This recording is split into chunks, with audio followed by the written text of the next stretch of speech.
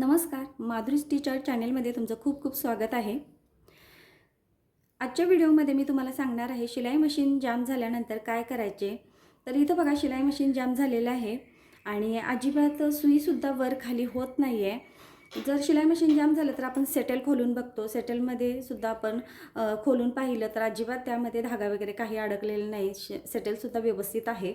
तर इथं आपण काय करायचं आहे, तर पहिल्यांदा आपण हा जो स्क्रू दिसतोय ना तो आपल्याला आधी काढायचा आहे। सुई जर वरती खाली होत नसेल तर आपला हा जो रॉड आहे तर यामध्ये प्रॉब्लेम असतो। तर इथे बघा मी हे जो स्क्रू आहे तो आधी आपल्या इथं काढून घेणार आहे साईडला, जसं व्हिडिओमध्ये दाखवते त्या प्रकारे। तर इथे बघा हा स्क्रू काढलेला आहे। स्क्रू हा साईडला ठेवून देते आणि हे व्यवस्थित असं वरती उचलून हे साईडला काढून घ्यायचं। तर हे बघा या रॉडमध्ये प्रॉब्लेम असतो।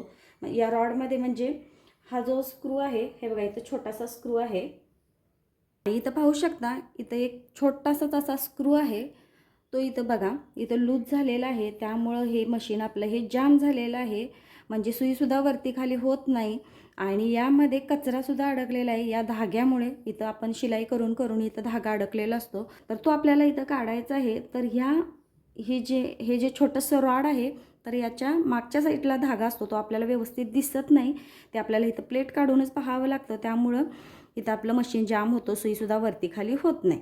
तर आपण आता इथं बघा हे थोडंसं स्क्रू टाईट करून घ्यायचा आहे आणि जो कचरा आहे तो सुद्धा आपल्याला काढायचा आहे। तर तुम्ही पाहू शकता कशा पद्धतीने आपण इथं धागा जो अडकलेला, तर तुम्ही पाहू शकता कशा पद्धतीने हा धागा जो अडकलेला आहे तो आपण आता कसा काढायचा आहे। थोडंसं तेल वगैरे घालायचं जेणेकरून आपला रॉडसुद्धा थोडासा लूज होईल। आधी पहिल्यांदा सुद्धा मी तेल यामध्ये घातलं होतं, हे बघा मशीन थोडंसं अजून टाईटच आहे। तर इथे बघा हा जो धागा आहे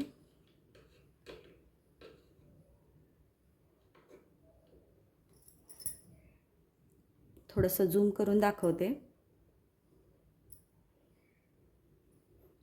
हे बघा हा जो धागा आहे हे बघा धागा किती अडकलेला आहे बघा, हा दिसतोय का धागा।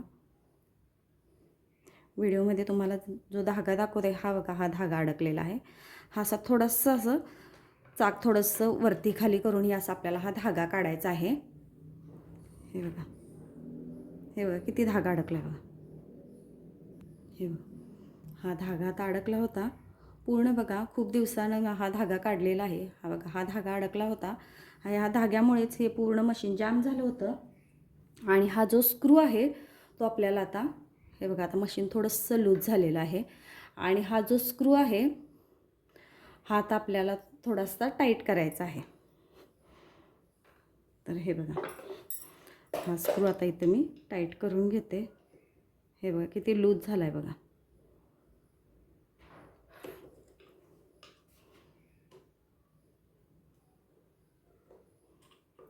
हा स्क्रू लूज झाला की खालच्या साईडला सुईसुद्धा कधी कधी शिलाई करते वेळी तुटते। हे बघा अशा प्रकारे हा स्क्रू टाईट करायचा।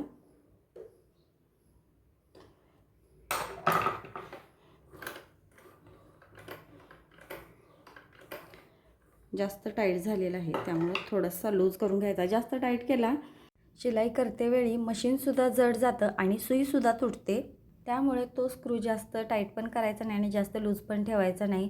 स्क्रूड्रायव्हरने ज्यावेळेला स्क्रू काढायला जातो सहज निघावा या पद्धतीनं आपण तो स्क्रू लावायचा आहे। तर इथं पाहू शकता शिलाई मशीन आता व्यवस्थित चाललेला आहे आणि हे बघा हा जो घोडा आहे तो कसा लूज झालेला आहे बघा। तर इथं आपण काय करायचं, ह्या घोड्याच्या साईडला इथं एक नट असतो मोठा, तो आपल्याला इथं टाईट करून घ्यायचा आहे। तुम्हाला दाखवते बघा, इथं पाहू शकता हा जो घोडा आहे हा पूर्ण असा लूज झालेला आहे आणि या घोड्याच्याच मागच्या साईडला हा नट आहे। तर हा नट आपल्याला सैल झालेला असतो, त्यामुळे हे असं आपलं घोडा असा सैल होतो। तर आपल्याला हा टाईट करून घ्यायचा आहे। घोडा हा पूर्ण मी असा टाईट करून घेते।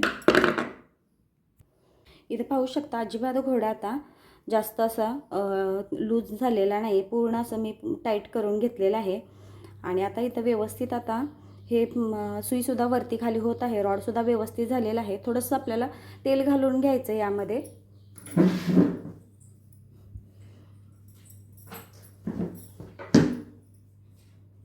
तर इथं थोडंसं मी तेल घालून घेते. हे बघा व्यवस्थित आता हे शिलाई मशीन चाललेलं आहे. आता ही जी प्लेट आहे ती आता आपल्याला इथं व्यवस्थित बसवून घ्यायची. हे बघा हे अशा पद्धतीने ही प्लेट अशी धरायची आणि हा जो स्क्रू आहे तो आपल्याला इथं व्यवस्थित लावून घ्यायचा.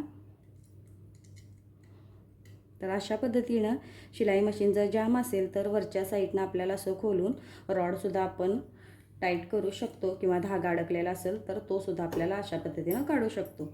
आणि तुम्हाला हा व्हिडिओ कसा वाटला नक्की कमेंट करून सांगा. तुमच्यासुद्धा शिलाई मशीनचे छोटे मोठे काही प्रॉब्लेम असतील तर नक्की कमेंटमध्ये सांगा, जेणेकरून तसेच व्हिडिओ मी तुमच्यापर्यंत घेऊन येईन. कारण शिलाई मशीन थोडं जरी काही बिघाड झाला तर आपण दुरुस्त करायला घेऊन जातो, तिथं भरपूर सारे पैसे मोजावे लागतात. तर अशा पद्धतीने जर शिलाई मशीन आपण घरच्या घरीसुद्धा दुरुस्त करू शकतो. आणि हा व्हिडिओ तुम्हाला कसा वाटला नक्की कमेंटमध्ये सांगा. आणि चॅनलला माझ्या नक्की सबस्क्राईब करा, म्हणजे नवनवीन जे व्हिडिओ घेऊन येईन ते तुमच्यापर्यंत पोहोचतील. आणि हा व्हिडिओ तुम्ही कुठून पाहताय ते सुद्धा कमेंटमध्ये सांगा. धन्यवाद.